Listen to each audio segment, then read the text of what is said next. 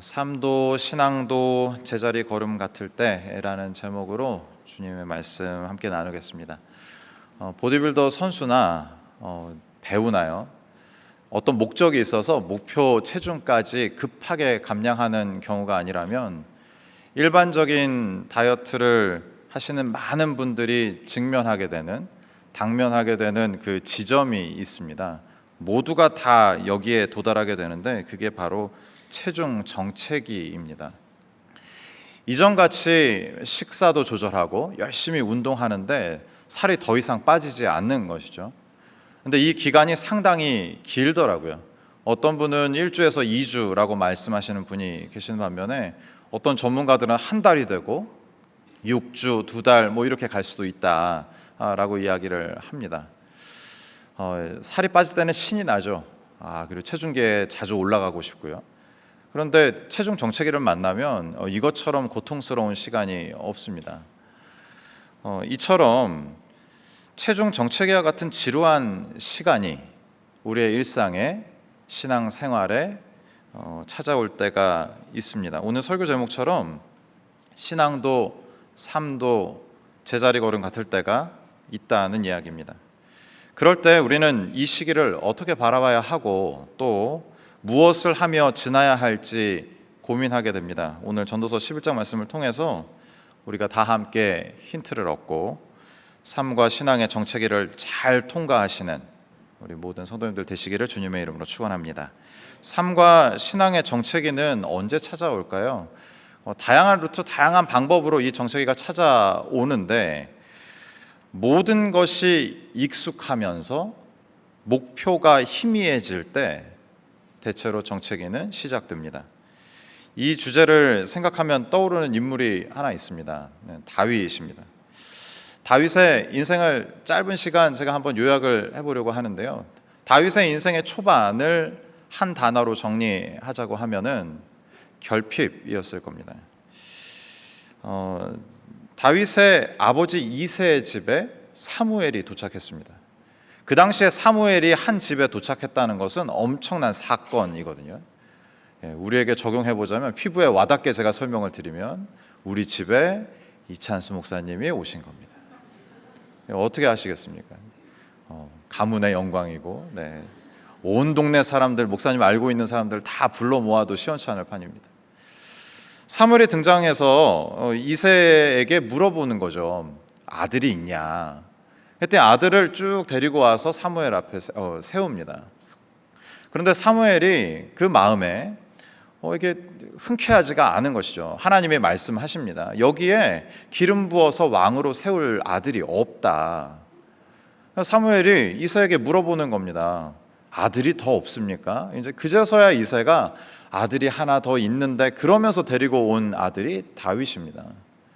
다윗은 어렸을 때부터 이런 취급을 받으며 자랐습니다.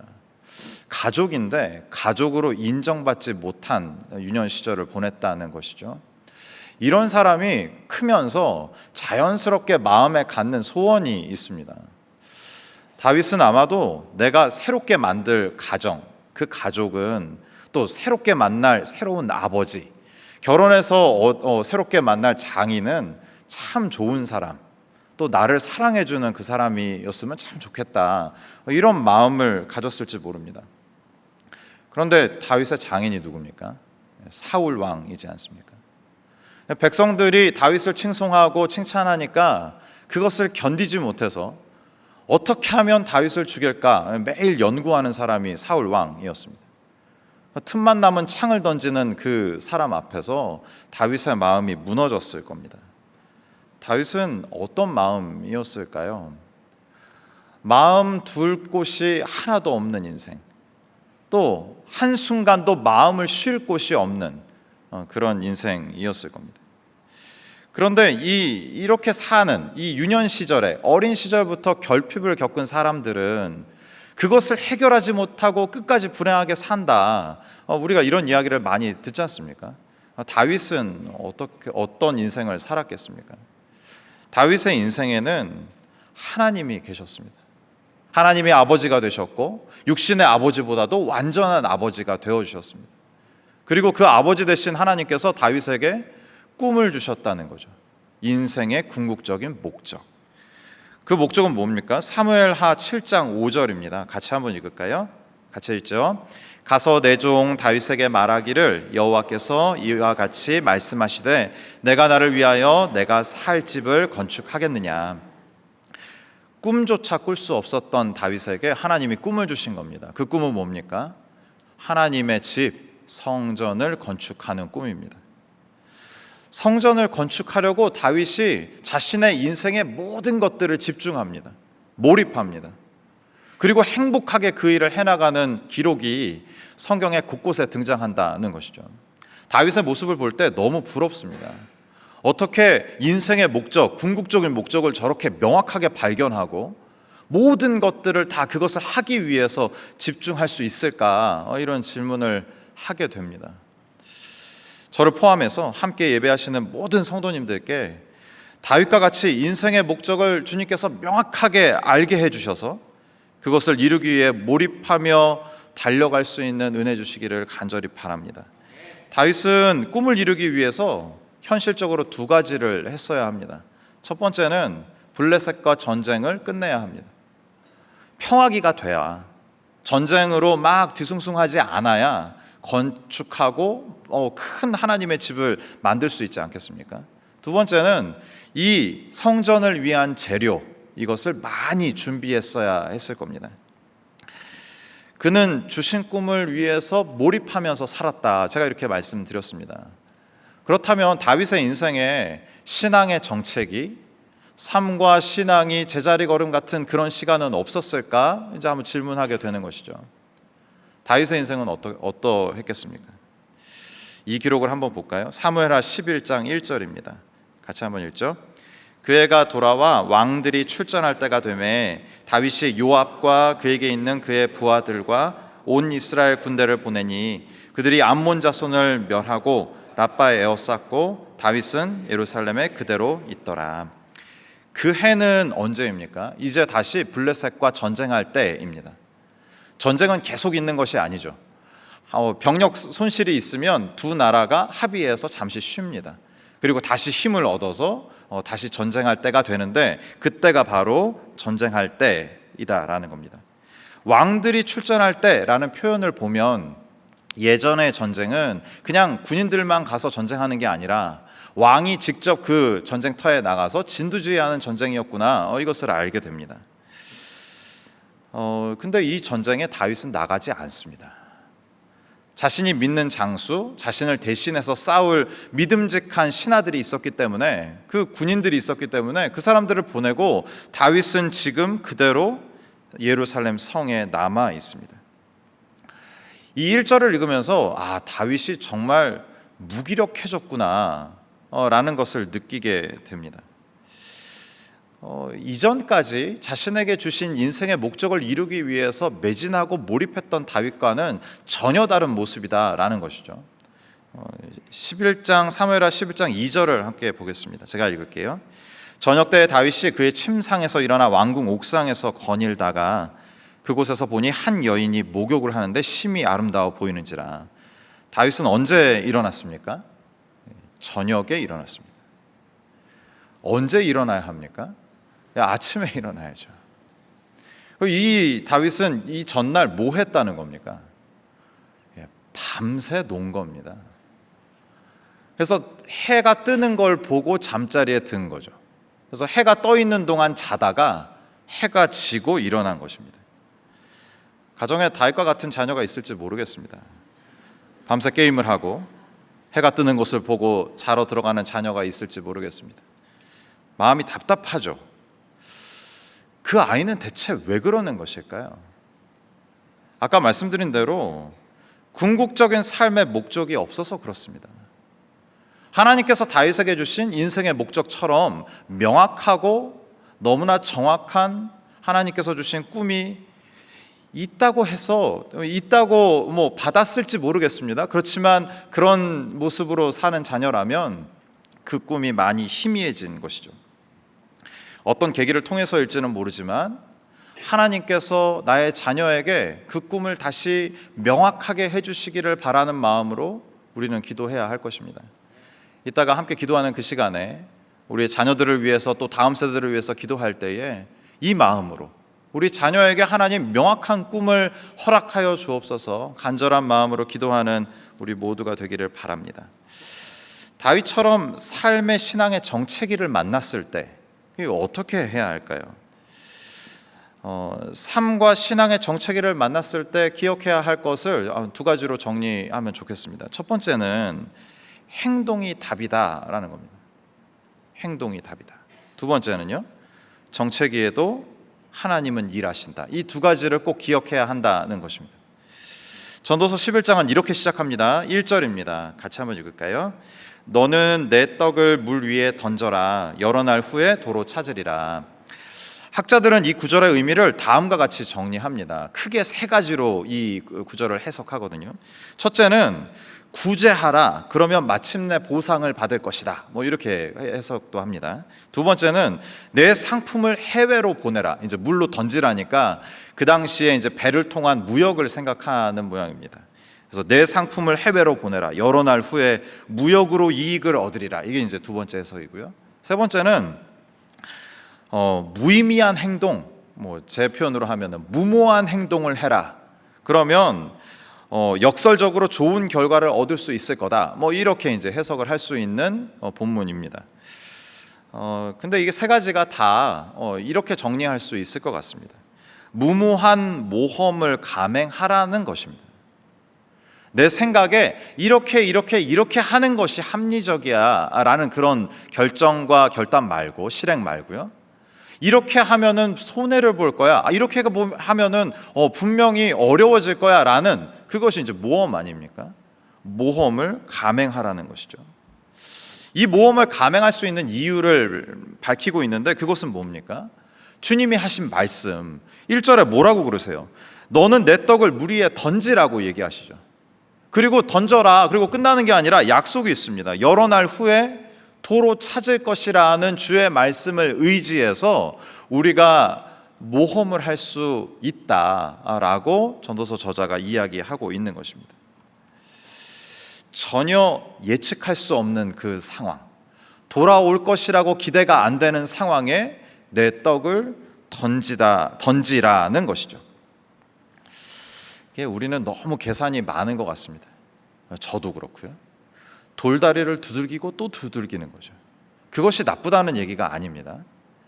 그렇게 조심조심 안정을 추구하면서 살아가는 것이 성품일 수도 있고 너무나도 귀한 자세일 수 있지만, 그렇게 해서 한 발짝을 내딛지 못한다면, 이전에 나와 내가 전혀 다른 사람이 아니라 동일한 사람으로 한 걸음도 내딛지 못하고 발전하지 못한다면 그 삶의 태도를 유심히 자세히 볼 필요가 있다라는 것입니다. 전도서 11장 4절입니다. 한번 보십시오. 풍세를 살펴보는 자는 파종하지 못할 것이요 구름만 바라보는 자는 거두지 못하리라. 이 4절에 이 사람은 아주 절묘하고 완벽한 타이밍을 추구하는 사람인 거죠. 아주 완벽한 때. 근데 성도님도 어떻습니까? 우리의 인생에 그런 완벽한 때가 나에게 주어지던가요? 완벽한 때는 거의 오지 않죠. 오히려 그 완벽한 때를 우리가 애쓰고 열심히 노력해서 만들어서 그 완벽한 때를 구현하는 것이 훨씬 더 많습니다. 완벽한 때가 나에게 그저 오는 경우는 거의 없다라는 이야기죠. 5절도 한번 볼까요? 바람의 길이 어떠함과 아이벤 자의 태에서 뼈가 어떻게 자라는지를 내가 알지 못함 같이 만사를 성취하시는 하나님의 일을 내가 알지 못하느니라. 이렇게 기록합니다. 무슨 얘기냐면 가만히 있어서 하나님의 일을 내가 알 수도 없고 깨달을 수도 없고, 하나님이 어떤 것을 잘 되게 하실지 못 되게 하실지 알 길이 우리에게는 없다라는 것입니다. 그럼 할 수 있는 일은 뭡니까? 다 해보는 겁니다. 다 시도해보고, 또 시도하다가 실패하면 다른 또 시도를 해보고, 가만히 있지 말라, 행동하라고 이야기하는 것입니다.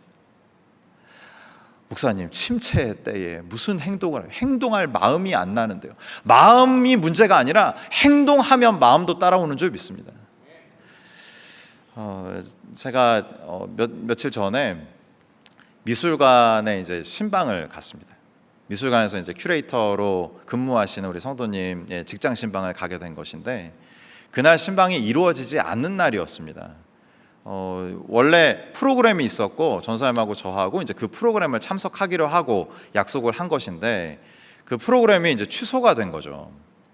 근데 미술관은 서울이고, 우리 성도님은 수지에 사시고, 저희는 또 분당에 있지 않습니까? 그러니까 굳이 프로그램이 열리지 않는데 그 먼 길을 또 오셔야 되고, 저희 때문에. 그래서 이게 신방이 취소가 되고 미뤄지겠다, 이제 그런 생각이 들었습니다. 그런데 저희를 좀 여유 있게 이제 보고 싶으시다고 이제 오시겠다는 거예요. 그래서 미술관에 이제 갔죠. 전사님하고 가갖고 반갑게 만나고, 제가 그림을 너무 좋아하는데 그 난생 처음으로 하여튼 VIP 대접을 받았습니다. 큐레이터 한 분이 저희 두 명한테 딱 이렇게 거의 고급 개인 과외를 하듯이 이렇게 이제 섬겨 주셨거든요. 근데 이분이 하신 말씀이 있어요. 교구 처음 제가 작년에 1월에 맞자마자 이 성도님 가정에 장례가 있었습니다. 장례 장소는 어디였냐면 빈소가 전남대학교 병원이었습니다. 그래서 제가 이제 연초이고 만나 뵙지도 못하고 연락만 듣고 이제 위로해드리고 기도해드리려고 이제 차를 가지고 이제 전남대 병원까지 간 거죠. 가서 보니까 너무 성도님이 힘드신 거예요. 그 성도님의 남편분이 막내 아들이신데 얼마나 사랑을 많이 받으셨는지, 그 어머니의 사랑을 막 말씀만 하셔도 막 눈물이 뚝뚝 떨어지는 그런 시간이었습니다. 가서 이제 기도해드리고 그렇게 올라왔고, 또 이제 다락방 하시겠다 그래서 부부 다락방에 인도했고, 그래서 부부 다락방에서도 찾아뵙고 이제 그렇게 이제 관계가 유지되면서 왔거든요. 근데 이분이 하시는 얘기가 있어요. 목사님 오늘 빚 갚으러 온 거예요? 이러신 거예요. 작년 1월에 제가 그렇게 먼 거리를 이제 달려가서 기도해드리고 같이 이제 위로하고 그게 되게 고마우셨던 모양입니다.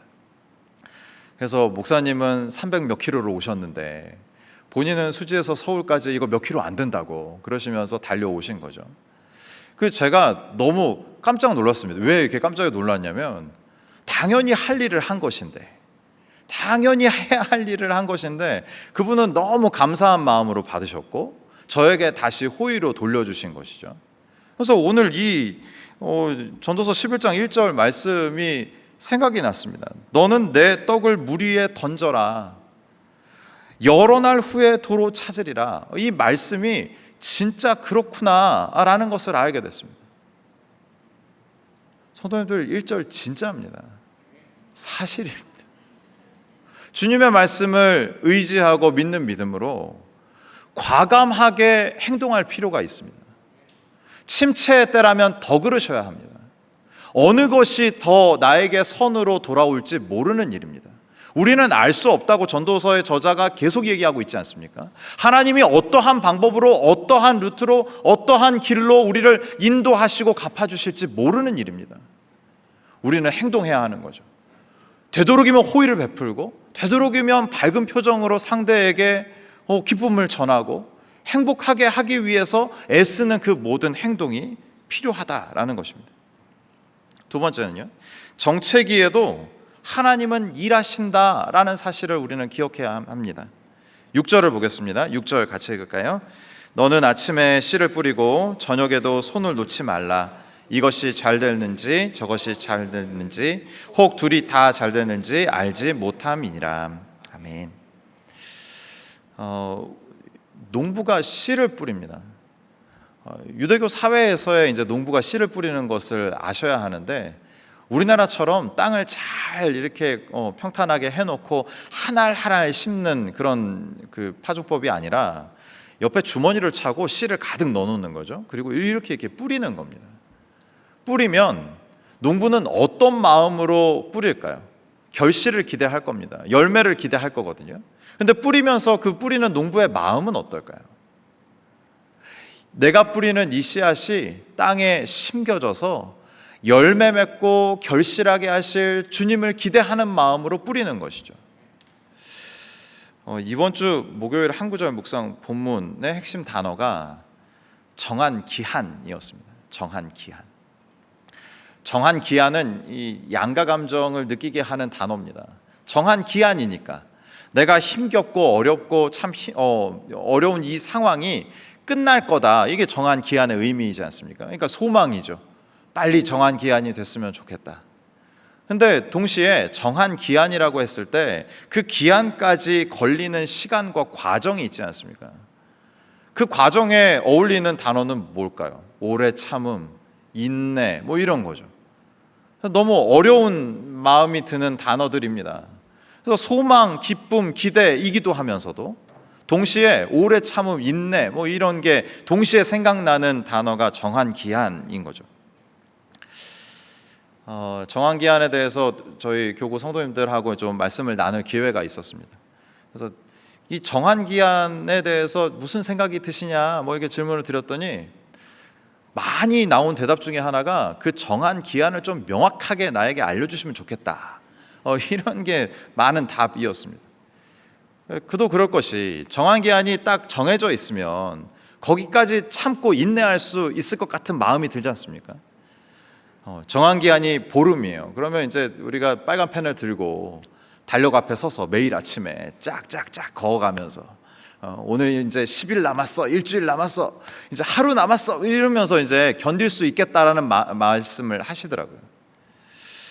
근데 성도님도 어떠십니까? 저도 그렇고요. 하나님께서 그 정한 기한을 명확하게 알려주신 적이 있으십니까? 있으신 분들이 있으면 좀 손을. 네. 그 성경 기록에도 찾기가 참 어렵습니다. 하나님이 명확하게 제시해 놓으신 정한 기한 말이죠. 아브라함에게 나타나셨을 때 다음에 언제 내가 올 거야 라는 말도 없어요. 그리고 십수년이 지나서 불쑥 나타나십니다.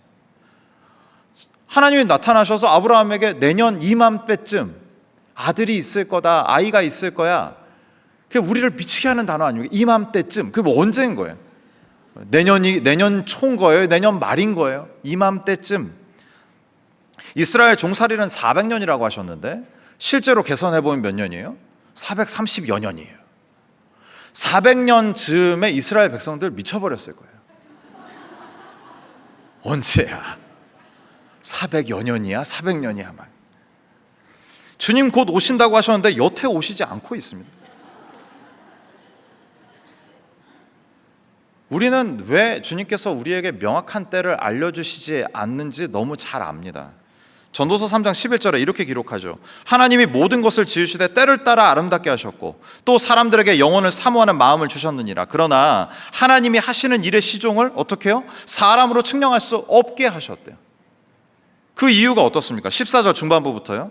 하나님이, 같이 읽을까요? 하나님이 이같이 행하심은 사람들이 그의 앞에서 경외하게 하려 하심인 줄 내가 알았도다. 경외하게 하려는 것이죠. 내가 그 정한 기한의 마지막 날을 알면 하나님이죠. 근데 그 기한을 알고 그 기간을 지나는 나의 모습을 한번 생각해 보십시오. 정한 기한을 알고 그 기간을 보내는 것과 정한 기간을 모른 채 보내는 것, 알면은 조금 속이 시원할까요? 점점 그 기한이 닥쳐올수록 마음의 기쁨과 희열과 소망이 가득할 겁니다. 끝날 거니까요.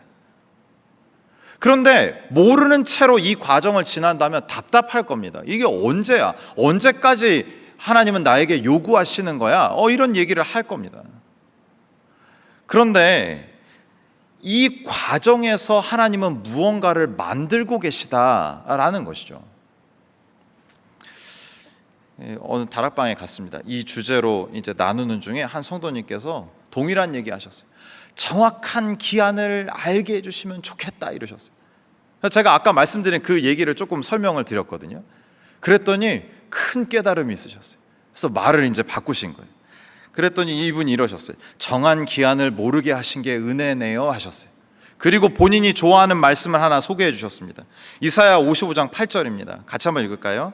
이는 내 생각이 너희의 생각과 다르며 내 길은 너희의 길과 다름이니라. 여호와의 말씀이니라. 아멘. 이 말씀에는 어떤 정신이 담겨져 있습니까? 하나님은 나보다 크시다는 거죠. 하나님의 크심을 인정하는 겁니다. 내가 계획하고 결정한 것보다 하나님의 결정이 더 나에게 좋고 온전하다라는 것을 인정하는 겁니다. 나의 좁은 시야에서 보고 결정하는 그 길은 하나님의 길과 본질적으로 다를 수밖에 없다라고 겸손하게 무릎 꿇는 것입니다. 이사야 55장 8절의 고백이 우리 모두의 고백이 되기를 바랍니다. 저희 교구의 한 성도님께서 경제적인 어려움, 근데 제가 볼 때 이 경제적인 어려움은 하나님의 자녀로 깨끗하고 정직하게 살아서 생긴 결과입니다. 이 경제적인 어려움이 한 해, 두 해가 아니라 한 10여 년째 되고 계신 분이 계셨습니다. 너무 어려웠죠. 그래도 잘 살고 또 아이들 잘 키우면서 그렇게 사셨는데 또 교회 사역 열심히 하시면서 봉사하셨던 그런 분입니다. 그런데 경제적으로 위축되고 나니까 마음이 너무 작아지는 거죠. 그래서 누군가가 하는 그 한 작은 얘기도 이분께는 크게 들렸나 봅니다. 그래서 공황장애도 앓으셨고 약도 드셨고 그 힘겨운 시간을 보내고 계셨습니다. 정한 기한이라고 했을 때는 이분에게는 기대와 소망이라기보다는 언제 끝날지 모르는 그 시간을 기다리면서 오래 참음, 인내, 이런 단어가 이 성도님께 더 어울리는 상황이었습니다. 근데 얼마 전에 그 처음 같이 일했던 외국의 어떤 회사가 이제 이분과 다시 일하고 싶다는 제안을 해왔다고. 있을 수가 없는 일입니다. 이분은 모든 노하우를 섬기셨던 그 회사에 다 놓고 오셨는데 그 회사와 일하지 않고 나는 너하고 일할 거야 라고 이제 제안이 온 거죠. 말도 안 되는 일입니다. 그런데 이분이 하시는 이야기가 있습니다. 처음에는 이 경제적인 문제, 이 돈이 없어진 것에 대해서 마음이 너무 상심되고 이것 때문에 너무 힘들었다는 것이죠. 근데 이제 어떻게 이 일을 하나님께서 인도해 가실지 모르지만 이제 경제적인 것도 어느 정도 회복하고 안정적으로 갈 수 있는 그런 상황으로 예상됩니다. 근데 이분이 하시는 얘기가 있어요. 그게 더 이상 목사님 저에게 중요하지 않아요 그러시는 거예요. 예전에는 그것이 경제적인 것들이 훨씬 더 나에게 컸다면 이제는 이 10년여의 시간을 지난 이후에 이제는 이것이 목사님 저에게는 그렇게 중요하지 않아요 이렇게 얘기하시더라고요. 그러면서 정한 기한을 알고 이 기간을 지나는 것과 정한 기한을 모르고 답답한 채로 끌려가면서 하나님께 기도하면서 간구하면서 울면서 엎드려서 주님께 요청하며 지나는, 비명을 지르며 지나는 그 기간이 훨씬 더 값지구나라는 생각을 하게 됐습니다.